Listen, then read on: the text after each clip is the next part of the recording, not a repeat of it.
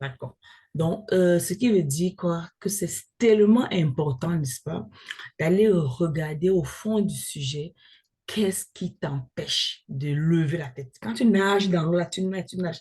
Au moment donné, tu as envie de respirer, tu as envie de sortir de l'eau. Tu ne peux pas toujours rester sous l'eau tout le temps.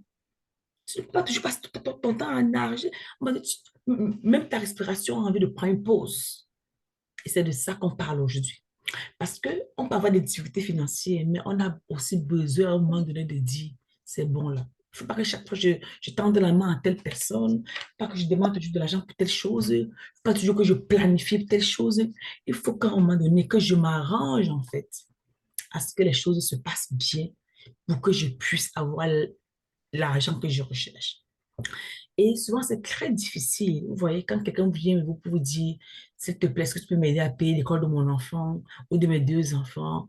Ou s'il te plaît, est-ce que tu peux peut-être m'aider à soigner mon enfant? C'est des choses que je vis au quotidien, les amis.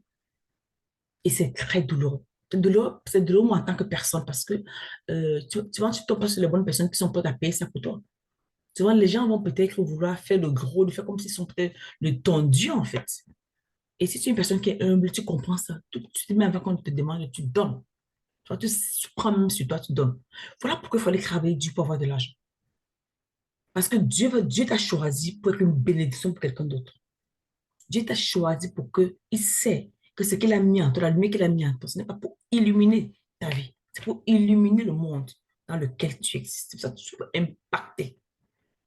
Et beaucoup de personnes ne comprennent pas. Ils disent que on va me ramener les versets bibliques, hein. Moi, je suis chrétienne. Donc on parlait avec les versets bibliques jusqu'à peut-être demain matin. Donc, ça veut dire que le contre et le pour, là, je vais te montrer ça dans la Bible parce que je suis chrétienne. Et c'est pareil pour le Coran. Dieu nous a bénis. C'est nous qui limitons, en fait, Dieu dans notre façon de faire.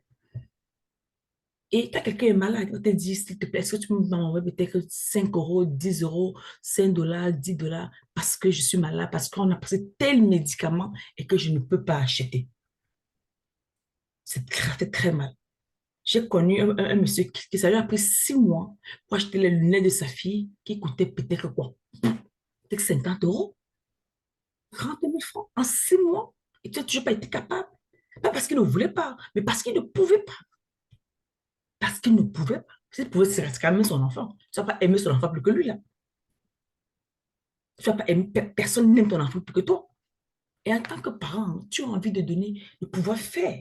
Mais quand il faut toujours que c'est l'enfant qui va te demander l'argent à gauche et à droite pour toi, mais à un moment donné, ça fait mal. Même si les parents n'en parlent pas, pour eux, ça fait mal. Et il faut qu'aujourd'hui, qu'on vienne briser ça. Qu'on se fasse en fait un peu comme je l'appelle une introspection et se dire, il faut que ça s'arrête sur nous. Il faut que le cycle de pauvreté là, ça s'arrête sur moi. Et que mes enfants ne vivent plus ça. Que mes enfants aient tellement en abondance que, comme la Bible dit, ils seront ceux qui vont prêter. Mais ils n'iront pas emprunter. C'est eux qui vont prêter. They will lead to nation. Ils vont emprunter aux nations. Ils ne vont pas emprunter à une personne, mais ils vont emprunter plutôt aux nations, on va dire, aux pays. Et voilà ce que Dieu veut pour toi.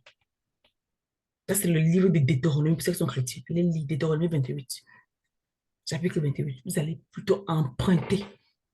Et quand on me dit ça, que God, Dieu a dit que les pauvres iront au ciel, mais je me dis, mais le même Dieu là dans Éphésiens, qu'avant que tu ne sois né, il t'a créé les bénédictions. Ça existe déjà avant même que tu ne viennes sur terre. Ta vie est déjà prédestinée par le ciel. Pourquoi Dieu veut que tu souffres alors qu'il t'a envoyé dans ce monde pour que tu profites du monde et tu profites de ce monde en abondance? D'accord? Donc, les amis, franchement, parlons vrai, parlons direct. La gestion de l'argent demeure la clé du succès financier. Que tu sois salarié, entrepreneur ou étudiant, parce que les gens ont aussi l'argent de poche, la gestion de l'argent, ça demeure la clé du succès financier. Et quand tu vas mieux gérer ton argent, il faut que tu t'assures que tes finances là, soient stables. Parce qu'au début, tu vas forcément te tromper, tu auras forcément de la difficulté, mais à un moment donné, il faut que tu aies une stabilité. Et forcément, ça ne viendra pas de façon automatique. Tu vas payer le prix de la formation, tu vas payer le prix de beaucoup d'autres choses. peut-être du sacrifice même de certains désirs personnels. Mais il faut que tu travailles pour avoir ta stabilité financière. Ce n'est pas pour toi, fais-le pour la génération à venir. D'accord? Et il faut que tu te rassures, c'est un devoir personnel. Autant les entreprises le font, parce qu'ils ont ce qu'on appelle la notation. Même toi aussi, en tant que personne, tu dois également le faire. Pour qu'une entreprise puisse avoir le crédit dans une banque, il faut qu'elle ait une cote de notation. Parce que chaque année, il y a les entreprises qui sont chargées de noter financièrement les autres entreprises. Et toi aussi. C'est ça que la banque te refuse de l'argent parce que la banque estime que tu n'as pas une bonne gestion financière. Donc, eux, leur rôle est de s'assurer que si tu veux emprunter demain, là, il faut que tu aies une bonne gestion de l'argent. Quand tu vas à la banque, on va te dire, ici au Canada, on va te dire, montre-nous ta code de crédit. Est-ce que tu es solvable? Est-ce que tu payes tes factures à temps? Est-ce que tu comprends les notions de l'argent? Et ça se passe partout en Europe aussi. Est-ce que tu comprends les notions de l'argent? Et quand tu ne comprends pas ces notions de l'argent, là, aucun pays ne va te prêter de l'argent. Je dis bien aucun. C'est pour ça qu'en Afrique, souvent, ils ont les taux juste à peut-être 35%. Après, ils vont te demander les garanties, pas possible. Alors qu'en Europe, en Asie et en Amérique, ils te laissent faire comme tu veux là. Mais le système enregistre en fait ta façon de te comporter. Et quand l'heure arrive, on te dit que non, malheureusement, tu n'es pas solvable. On ne peut pas t'emprunter de l'argent. La banque te refuse. Donc, c'est important de prendre le temps et d'observer tous ces indicateurs-là et se dire, pour moi, je dois changer là-dedans. Est-ce que le volume est bon? Mettez-moi en commentaire si le volume est bon. Est-ce que le volume est bon? Le volume est bon? Attends, mais elle dit Amen. Elle dit, ah, je suis magnifique. Merci, Cédric. Est-ce que le volume est bon? Le volume est bon? Le volume est bon? Est-ce que le volume est bon? D'accord. Coucou. Hey, ma bien, c'est là. Ma belle, c'est dans le... Camille. Ça va, ma chérie? Allez, allez, coucou. Le volume est bon, d'accord. Mettez-moi un commentaire. Le volume est un pour Tata Méline. Constance, Monique, qui d'autre est encore là? Rachidou, est-ce que le volume est bon? Voilà. Le volume est bon. Le Cédric, volume est, le volume est bon. d'accord, le volume est bon. Ok, on va continuer. Alors, on va aller maintenant rapidement. 5 erreurs à éviter pour atteindre la liberté financière. 5 erreurs, n'est-ce pas? Pourquoi on parlait d'erreurs ici, là? On parlait d'erreurs parce que il y a eu en fait un pattern. Il y a en fait eu des indications. Il y a en fait eu une façon de faire. Et dans cette façon de faire-là, les gens se sont trompés. Dans cette façon de faire-là, il y a eu beaucoup de gens qui ont plombé, qui ont sombré. C'est pas comme un parent qui dit à son enfant, arrête de sortir à 20 heures. Il ne faut pas que la nuit te trouve dehors. Il faut que le week-end, tu me dises où tu pars. Parce que le parent sait qu'il y a les conséquences qui viennent avec de sortir sans dire où tu vas, être dehors la nuit parce que tu peux être au mauvais endroit, au mauvais moment, ou tu peux rentrer tard le soir. Les choses t'arrivent parce que le parent a vu, il est averti. Il veut aussi dire, attention, parce qu'il y a les pièges. Quand tu dors la nuit, tu peux être piégé. On peut te faire n'importe quoi. Quand tu vas quelque part sans dire, quelque chose peut t'arriver, on ne saura même pas comment te venir en aide. C'est la même chose avec de l'argent. Parce qu'il y a eu certaines choses, il y a des choses qui sont passées avant et que les économistes et les financiers comme nous avons dit qu'il faut, après analyse, il faut que ça change. Et quand on parle d'erreur, c'est en fait le but derrière, c'est simplement d'avoir une meilleure gestion financière. D'accord? Il n'y a rien en fait dans tout ça que de vouloir avoir une meilleure gestion financière. Tu dois apprendre à mieux gérer tes dépenses. Voilà le but d'éviter les pièges. Tu dois apprendre à augmenter ton épargne. C'est très important quand on parle de l'argent. Tu dois augmenter ton épargne. Et pour ceux qui sont endettés, tu dois apprendre à réduire et à gérer efficacement ta dette. C'est super important. Quand tu es endetté, il faut au moins que tu te dises que je dois sortir de cette dette. Ça ne peut plus continuer comme ça. Que ce soit une autre façon de faire, tu dois t'arranger, n'est-ce pas, à sortir de la dette. Maintenant, pourquoi bon, la prospérité financière? Qui pense que être prospère, c'est un péché? Le micro. Qui pense que être prospère, c'est une bonne chose ou c'est un péché? Parce que moi, j'ai les deux discours. Hein. C'est pas un péché, c'est une bonne chose. Pourquoi c'est une bonne chose, Camille? Oui, c'est une bonne chose, c'est pas un péché. D'accord. Et pourquoi c'est une bonne chose? Parce qu'on a besoin. Le Seigneur prend soin de nous avec ce qu'on a. D'accord. Merci, maman. Merci. Amen. Qui d'autre? Constance, je sais qu'elle n'aime pas parler, mais elle va parler. Constance, tu penses que c'est une bonne chose d'être prospère financièrement ou c'est une mauvaise chose? Alors, elle est peut-être au bureau, hein. Constance, tu es là. Bon, elle est occupée. Monique, ouvrez le micro, nous allons vous parler. Monique, qui pense que c'est une bonne chose ou c'est un péché ou c'est une mauvaise chose? Quel est ton point de vue? C'est une Ah, bonne chose, c'est pas un péché d'être prospère, c'est pas un péché. d'accord, elle, c'est pas, c'est pas bien dit que moi, bien sûr, d'accord. Qui d'autre ici? Monsieur Rachidou, c'est une bonne Oui, chose. Bonjour, c'est une bonne c'est une chose. bonne chose. Et pourquoi c'est une bonne chose? C'est une bonne chose parce que, comme vous l'aviez souligné, Dieu nous a bénis. Donc, c'était déjà là avant notre naissance. D'accord. Donc, c'est à nous de bien gérer pour l'utiliser à bon escient. Mhm. D'accord. Hein. Merci. Effectivement, pour moi, je pense que la prospérité financière, c'est très bien. C'est bien, même si ce n'est pas bien pour toi, hein, vois ça comme ce sera bien pour les autres. Tu peux construire un hôpital. Et imaginez juste le sentiment que tu as d'arriver dans un hôpital et de voir 5 malades et de dire au médecin que, monsieur le médecin, envoyez-moi les factures de ces malades, je prends soin de leurs soins. Parce que vous vous rendez compte même que ces personnes ne peuvent pas. Ou peut-être vous arrivez, le médecin vous dit, monsieur, franchement, vous êtes un bienfaiteur, nous avons vu que tout le temps vous vous prenez dans cet hôpital, on a des personnes qui ne peuvent pas payer les factures. Est-ce que vous pouvez aider? C'est rien que le sentiment là de pouvoir aider quelqu'un, Dieu va vous bénir davantage. C'est-à-dire que ces personnes iront prier pour vous. Ils seront même, comment je vais dire, que, ils vont même monter des barrières spirituelles pour combattre pour vous. Parce que la grâce de Dieu va parler tout le temps. Et c'est une sémence que tu vas mettre dans une génération. Parce que la personne vient de quelque part. Elle a ses grands-parents, ou il a ses grands-parents, elle a ses grands-parents, il a peut-être encore maintenant ses descendants. Donc, aller semer dans un terrain comme ça, où Dieu t'a demandé de partir, tu auras toujours les grâces illimitées. Quand tu auras besoin d'aide, Dieu va interpeller des gens parce que tu as été une personne qui a servi à bénir quelqu'un d'autre. Donc, toi, tu ne manqueras jamais.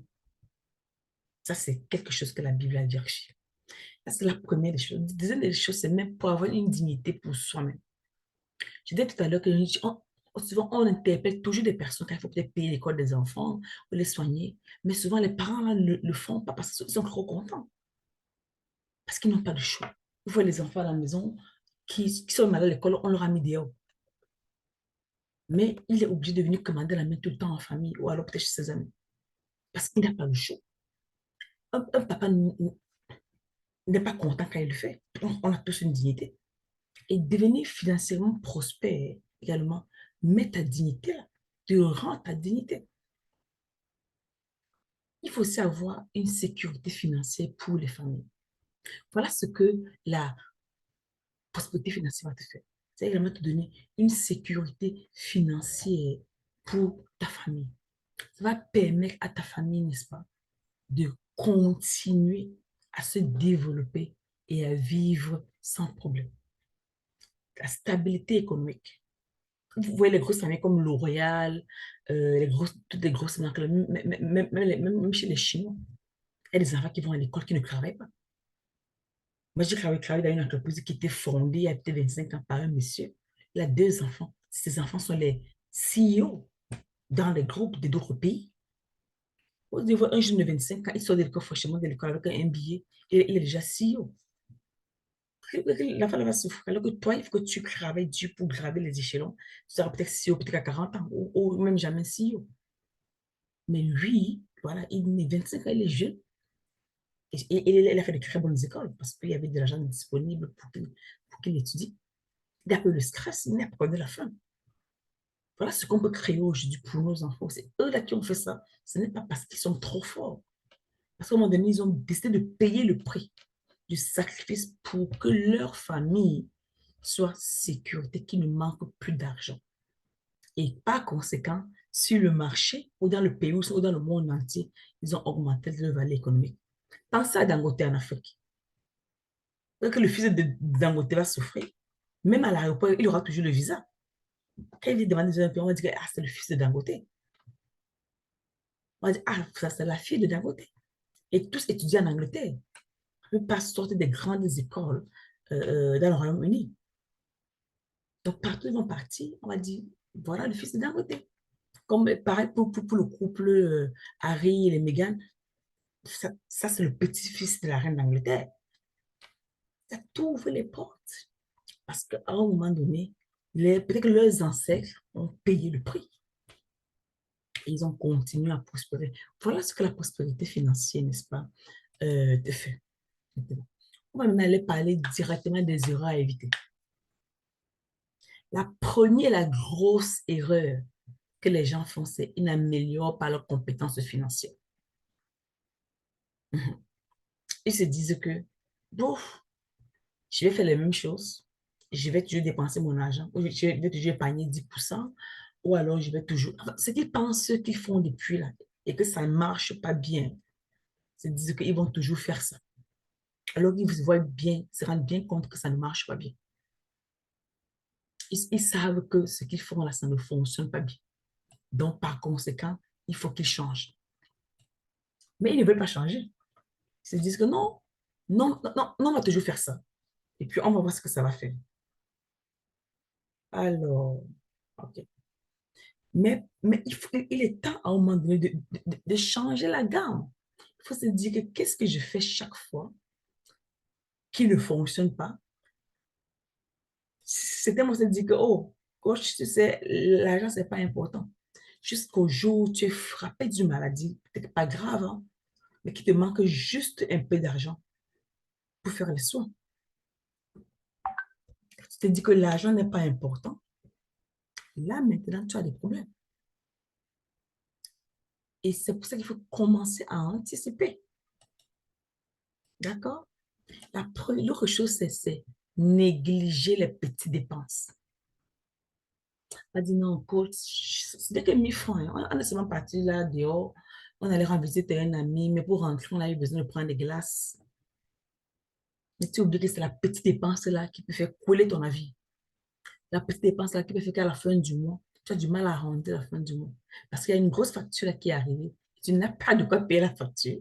Parce que les 1 000 francs que vous allez prendre la glace avec ça, ça aurait dû compléter le paiement de la facture.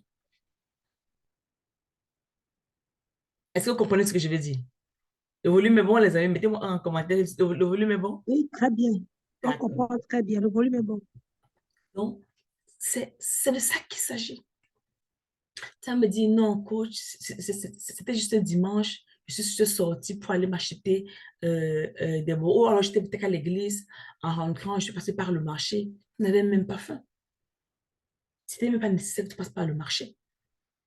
Tu avais de la nourriture à la maison. Tu avais peut-être fait les courses le samedi. Et tu es passé par le marché et tu as vu quelque chose. Tu t'es dit que peut-être ça va servir la semaine prochaine. Mais ce que tu as à la maison, est-ce que tu as pu utiliser ça?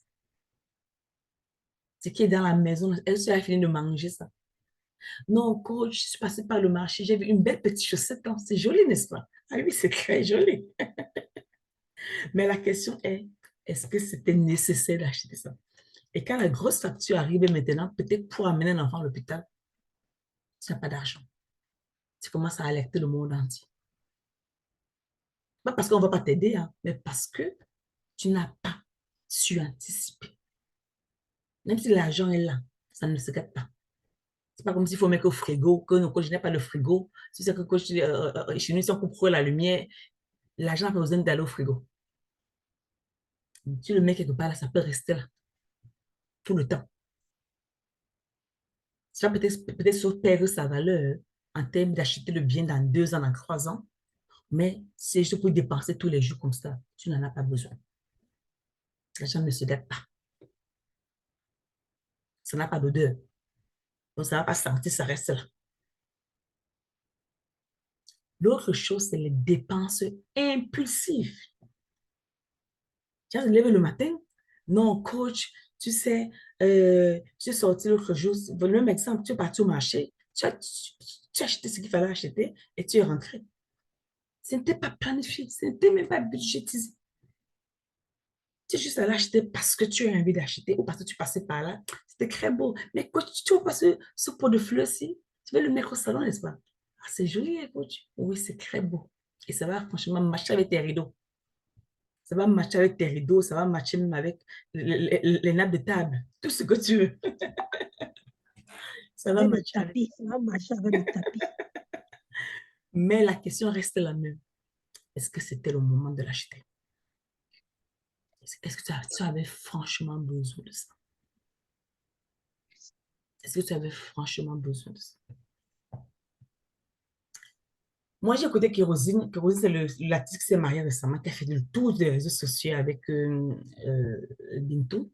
On lui a dit, mais attends, Kérosine, apparemment, tu as dépensé, tu as fait le grand mariage que la Côte d'Ivoire n'a jamais fait. Tu as dépensé plus de 200 millions selon ton PA.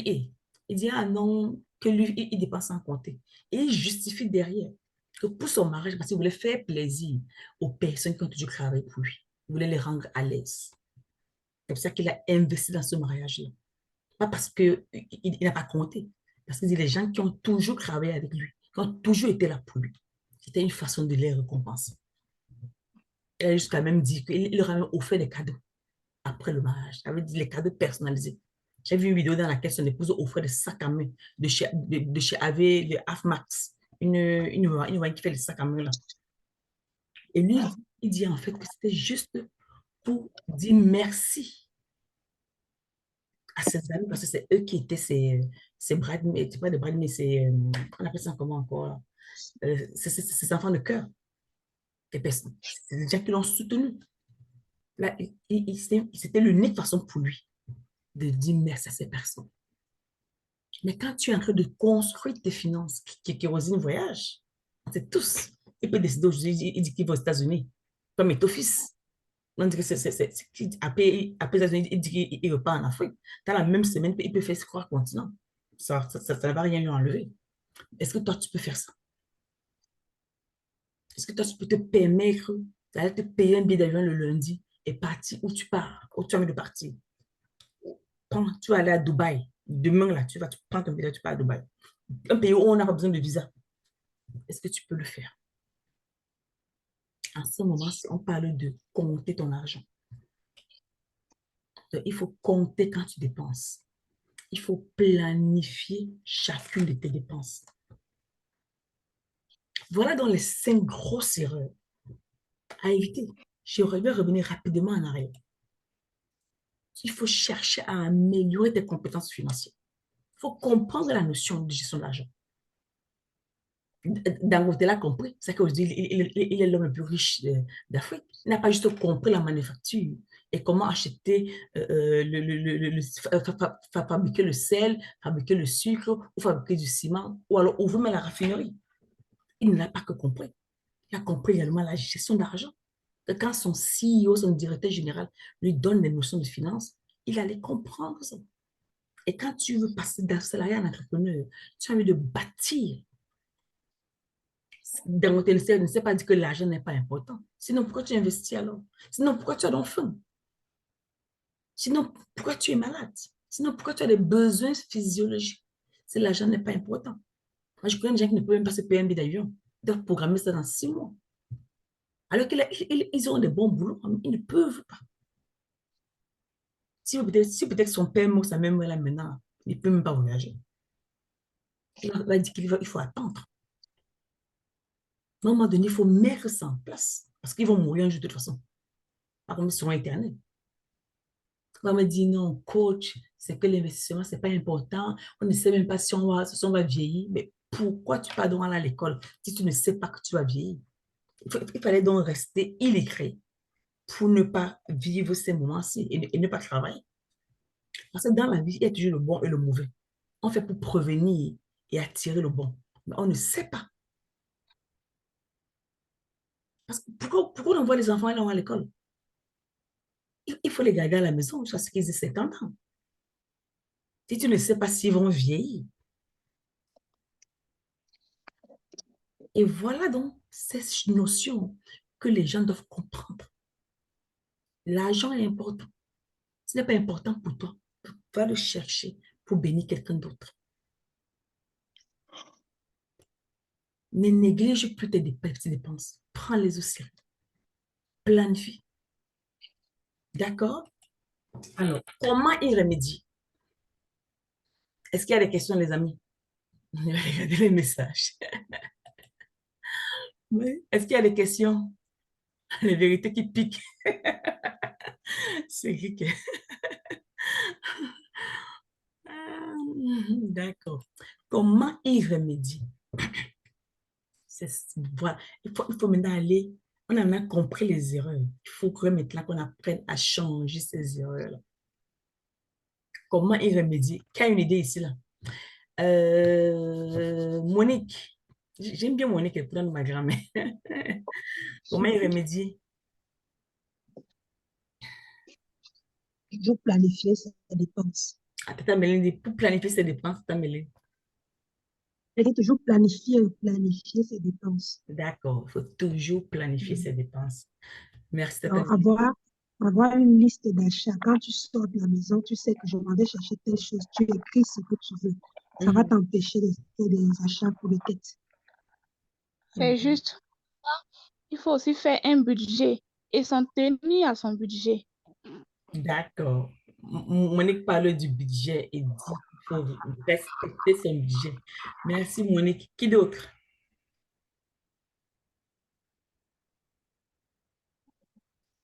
Qui d'autre?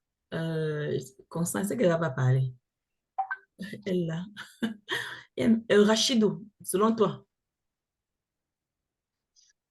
Selon moi, la plupart étaient signalés par les autres pour planifier ses dépenses Mhm. et, et faire aussi un budget à suivre. Très important. Il faut, il faut, il faut se faire un budget. Il faut se faire un budget. Ça, là, il n'y a même pas de doute là-dessus. Alors, Camille, pour toi, quelle est la solution, Camille? Vous pouvez également m'écrire en commentaire, les amis. Pour ceux qui ont les micros fermés, mettez-moi ça en commentaire. Camille, quelle est la solution que tu proposes pour éviter ces erreurs que j'ai citées plus tôt?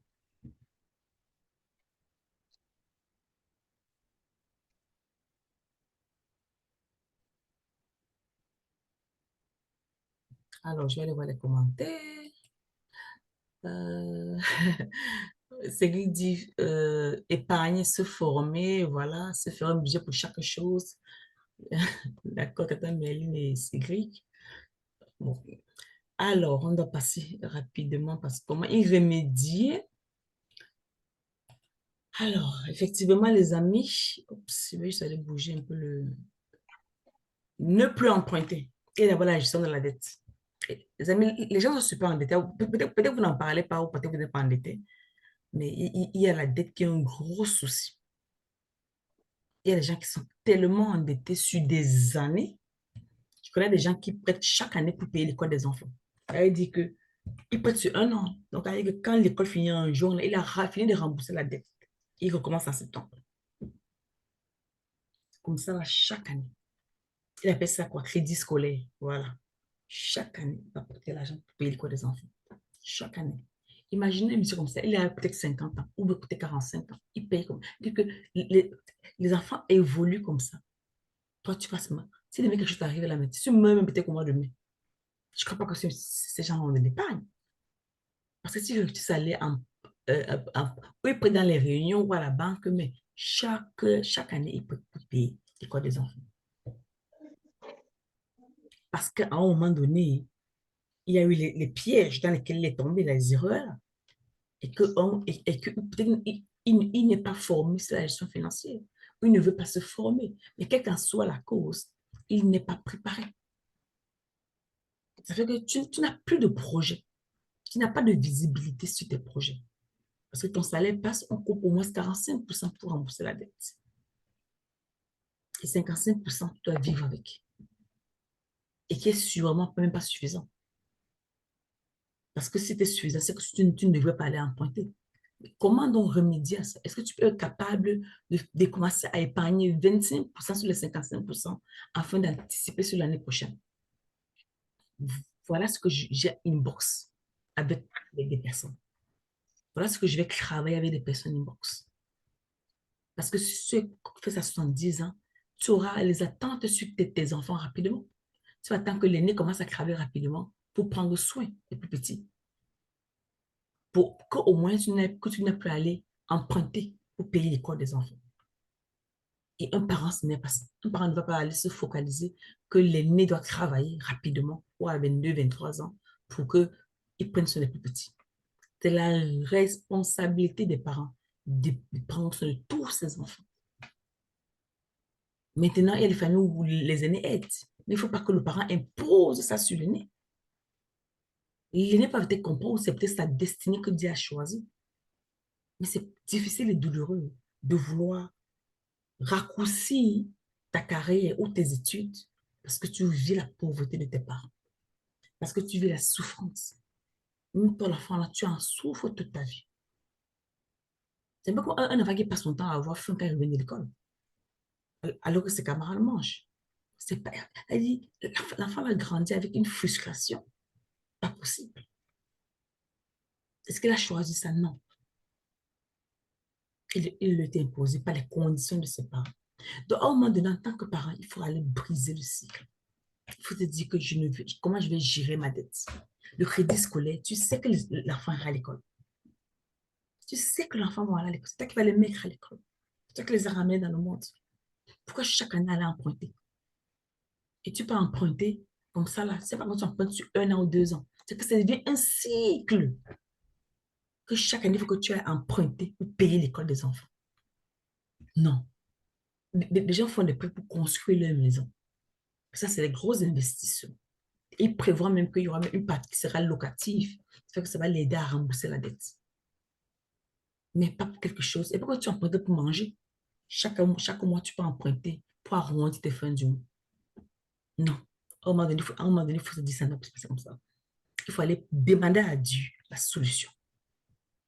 Quand tu te mets dans une situation aussi dérisoire, parce que pour moi, ça, c'est un désert, va dire à Dieu quelle est la solution. Pire des cas, Seigneur, donne-moi un emploi qui va prendre soin de moi. Parce que tu as dit dans ta parole que chaque jour suffit sa peine. Emprunter pour le futur, c'est que le futur, je ne sais même pas si demain, je serai là. Et toi, le même Dieu que je sais, a dit que demain prendra soin de lui-même. Je ne dois pas m'inquiéter par rapport à demain. Je dois m'inquiéter par rapport à aujourd'hui. Et si je commence encore à emprunter pour payer l'école de mes enfants, ça veut dire que je commence à m'inquiéter pour le futur. Et tu as dit dans ta parole que le futur va prendre soin de lui-même. Donc, Seigneur, tu as changé ma position financière. Parce que je ne veux plus emprunter pour payer l'école des enfants. Quoi qu'il en soit, je refuse de continuer. Et Dieu va peut-être te mettre dans une position meilleure. Ou soit ton salaire va augmenter, soit il va te donner une idée de business. Mais il faut aller demander la solution. Voilà ce que je regarde dans mon débourse chaque jour. Hein. La dette, et c'est pas qu'elle est cyclique, c'est qu'elle est récurrente. Ça se passe tout le temps. Quand tu gères ta dette, quand tu sors de ta dette, tu peux, comme je te disais tout à l'heure, quand tu nages, à un moment donné, tu as envie de respirer. Quand tu sors de la dette, ouf, tu pousses un ouf de soulagement. C'est le papa qui emprunte chaque année pour payer l'école de ses enfants. Un bienfaiteur vient lui dire, papa ne te dérange pas, combien pour l'école de 2 enfants, je prends ça en charge. Vous croyez qu'il ira encore emprunter, mais il sera très content. Il te dit, ouf, merci mon enfant, mais que Dieu te bénisse. Il va dire ce qu'il a envie de dire, mais au moins ce sera au moins un cri de soulagement pour ce papa. Mais peut-être parce qu'il n'a pas fait les demander à Dieu la suite. Mais il sera très content de voir une aide qui arrive. Donc, la première des choses, c'est gérer d'abord la dette. Comme je dis, beaucoup de salariés sont endettés. Mais ils ne le disent pas ouvertement, mais ils le sont. Beaucoup de salariés sont endettés. La deuxième des choses, c'est qu'il faut que tu fasses l'inventaire de tes dettes. Et les dettes qu'on fait à la réunion, les dettes qu'on fait à la banque, les dettes qu'on fait dans les familles, les dettes qu'on fait entre collègues, entre amis. Fais l'inventaire de ces dettes-là. Pourquoi faire l'inventaire des dettes? Ça permet de déterminer en fait euh, quel est le taux d'intérêt le plus élevé sur ces dettes. Il y a des dettes, comme on va dire, c'est 5%, c'est 10%, c'est 15%, c'est 40%. Il y a des dettes qui ont le taux le plus élevé, qui est peut-être comme à 40%. Arrange-toi à aller payer ça rapide. Si toutes les dettes sont octroyées à la banque, consolide ces dettes-là. Consolide les dettes. Parce qu'en les consolidant, ça va en fait t'aider, n'est-ce pas, à aller comprendre le système bancaire ou le système de financement des dettes. Pardon. Et venir ici dire que tu payes ça. Parce que généralement, les gens aiment les dettes consolidées pour juste avoir le contrôle. Et quand tu as le contrôle sur une dette consolidée, cela veut dire que tu vas te permettre en fait de rembourser ça rapidement et facilement. Il faut essayer de consolider la dette. D'accord? Est-ce qu'il y a des questions ici? Je vois les messages là. Tata Mélanie dit accroître ses entrées. C'est très bien ça, Tata Mélanie, il faut accroître ses entrées. Est-ce qu'il y a des questions, les amis? Il y a des questions? C'est bon, le volume est bon? Un en commentaire si le volume est bon. Le volume est bon, les amis. Tu peux continuer? Voilà, Tata Mélanie, le volume est bon. Monique dit c'est bon pour moi. C'est bon, c'est bon, c'est bon, c'est bon. D'accord. On va aller continuer ici. L'autre chose, c'est être sage dans les dépenses. D'aucuns, en fait, ne dépensent juste pour dépenser, comme je l'ai dit plus tôt. Ils ont juste envie de dépenser de l'argent. Eux, c'est juste dépenser. C'est ça qui est important. Dès qu'ils finissent de dépenser, ils dépensent. Et l'argent est terminé. Alors que tu dois apprendre à être sage dans tes dépenses. Quand je dis être sage, c'est de se dire que si aujourd'hui j'ai 5 000 francs ou j'ai 10 000 francs, qu'est-ce qui est plus important pour moi de dépenser? Quel est le besoin? Quelle est la nécessité pour moi aujourd'hui? Ce n'est pas juste pour dépenser. C'est qu'à un moment donné, il faut que je dépense ce qui est important. Tout à l'heure, on a parlé de la notion du budget. C'est-à-dire qu'il faut planifier ses dépenses. Le budget, c'est un moyen de planification. Il faut planifier ses dépenses. Et quand tu planifies tes dépenses, ça t'aide à contrôler tes dépenses. Ça t'aide à avoir un regard sur ton argent. Ça t'aide en fait aussi à te dire que ce que j'achète là, c'est important. Et mon cerveau a enregistré l'importance de ces dépenses-là. Il faut aussi mettre en place le budget, comme on s'est dit plus tôt. D'accord? Pour moi, voilà les deux choses, les deux solutions qui sont... Encore, on peut aller développer ça. Mais ces deux choses-là, c'est quelque chose qu'il faut aller profondément mettre en place. Est-ce qu'il y a des questions ici?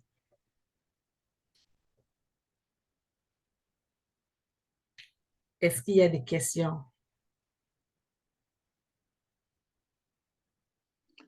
Tout est clair. C'est clair. D'accord. Ma conclusion ici, c'est que ta gestion de ton argent exige ta discipline. C'est une formation très courte. La gestion de ton argent ici exige une discipline. Et c'est ça que beaucoup de personnes ont du mal à mettre en place, la discipline. C'est toujours pas facile. C'est pas comme une personne qui part à l'école et qui travaille en même temps. Ça demande beaucoup de discipline. De savoir que tu pars, tu te lèves à 6 heures, tu pars d'abord à l'école, tu pars d'abord travailler, après tu es en cours du soir. C'est que tu as des journées qui sont très longues. Même ton corps te dit, hey, dors un peu aujourd'hui. L'école là, c'est bon.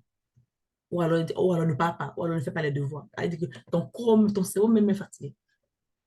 Mais tu dois aller être au-dessus de tous ces signaux. C'est pareil. Quand tu as de l'argent et que c'est planifié pour ne pas utiliser, tu n'utilises pas. Tu dis à ton cerveau que, hey, laisse-moi tranquille. Je n'utilise pas l'agence.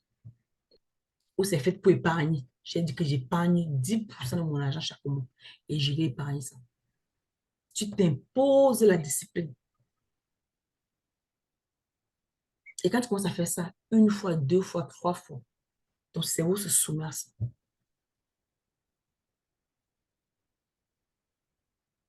Et si tu utilises de bonnes stratégies, comme tout à l'heure on le dit, tu auras un futur financier qui sera sain. On n'est pas tous nés avec une stabilité financière. Ça se travaille au fur et à mesure. Ça s'impose au fur et à mesure. Ça se définit au fur et à mesure. Et quand tu as encore les projets financiers, c'est ma copie.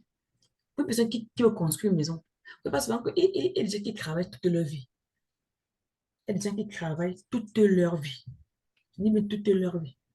Peut-être à 2 ans de la retraite, qui commencent à construire leur maison de famille. Avec les enfants ont déjà grandi. Ils sont en location.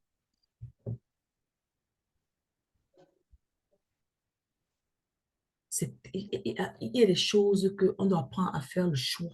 Ce qui est bon pour nous, pas bon pour nous. Si ne pas avoir une maison pour tes enfants, c'est correct pour toi. C'est correct. Si avoir un compte bancaire et investir, c'est correct pour toi. C'est correct. Mais à un moment donné, il faut que tu ailles bâtir ta valeur économique là, et te dire que si je pars aujourd'hui, est-ce que mes enfants seront OK? Est-ce que ce que je vais laisser derrière moi ne seront pas chaque année en train de demander l'argent à gauche et à droite? Sinon, je ne reposerai pas en paix.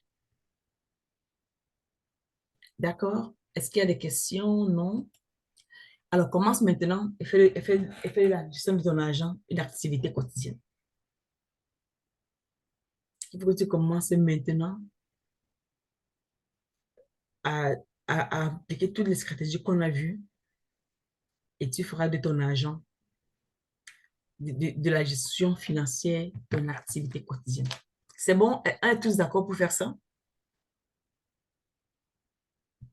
Est-ce qu'on est d'accord pour commencer maintenant à bien gérer son argent? Qui est d'accord? Je vois les commentaires. Qui est d'accord pour faire ça maintenant? Qui est d'accord? Moi. Merci, Monique, c'est une bonne formation. Merci, Monique. Merci, Camille. Camille dit oui, voilà. Il faut commencer. Tout à fait d'accord. Il faut commencer à faire constance. Et que la gestion de l'argent exige une discipline. Exige une discipline, les amis.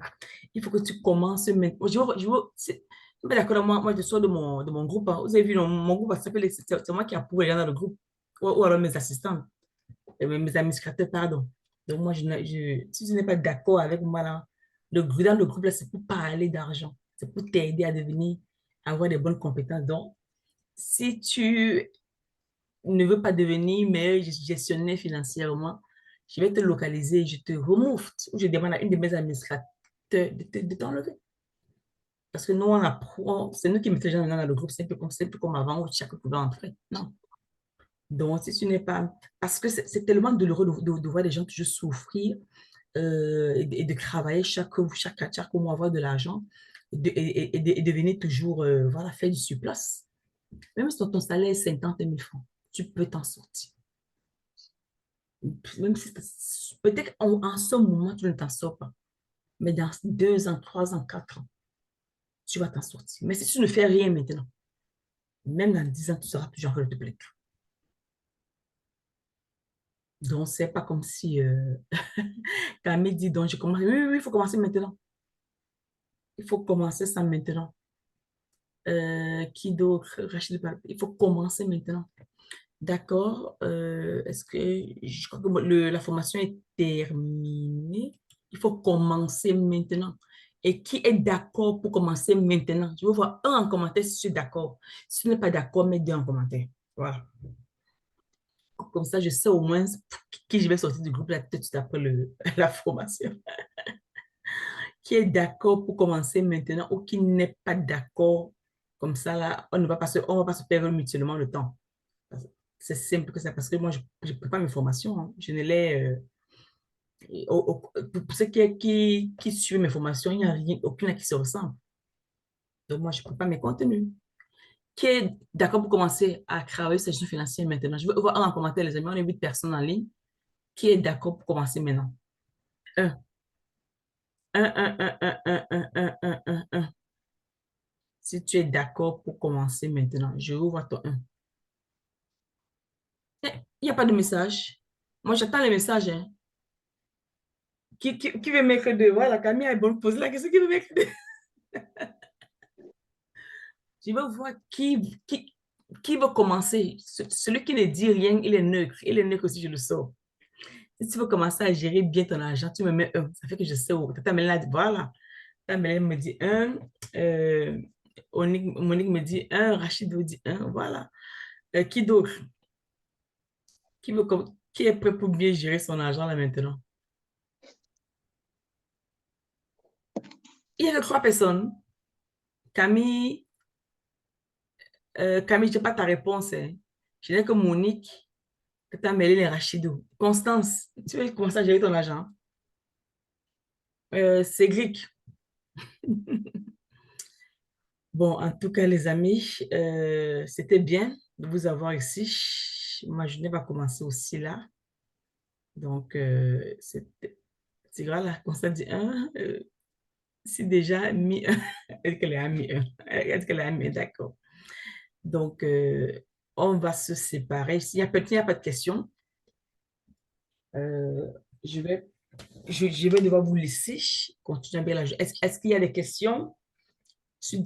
Et en passant, ceux qui sont dans le Zoom, si vous avez besoin d'audit financier, je peux vous offrir 30 minutes d'audit pour des nouvelles personnes. Camille, si tu as besoin de l'audit financier, écris-moi en privé, je vais t'offrir 30 minutes d'audit financier. Juste un appel de clarté où on va aller parler de ton argent et de tes attentes financièrement.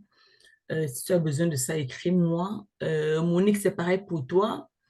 Itel A58, c'est pareil pour toi aussi. Et Rachidou. Voilà. C'est pareil pour vous. Parce que les autres personnes ont déjà reçu l'audit financier que j'offre souvent aux personnes après la formation. D'accord? Donc, les amis, ça fait un plaisir de vous avoir ici. S'il n'y a pas de questions, on se dit merci. Merci pour la participation. Merci d'être là pour le temps, parce que moi, je suis déjà pour le temps. Il est 6 heures chez moi, 6 heures du matin. On termine une formation à 6 heures du matin. Donc, merci d'avoir été là. Merci pour votre présence. Merci, merci, merci, merci, merci. Et j'attends vos messages pour vous offrir l'audit. Et on se dit à bientôt. Merci à Camille, soyez bénis. Oh, merci beaucoup. Merci les amis. Merci. Bye.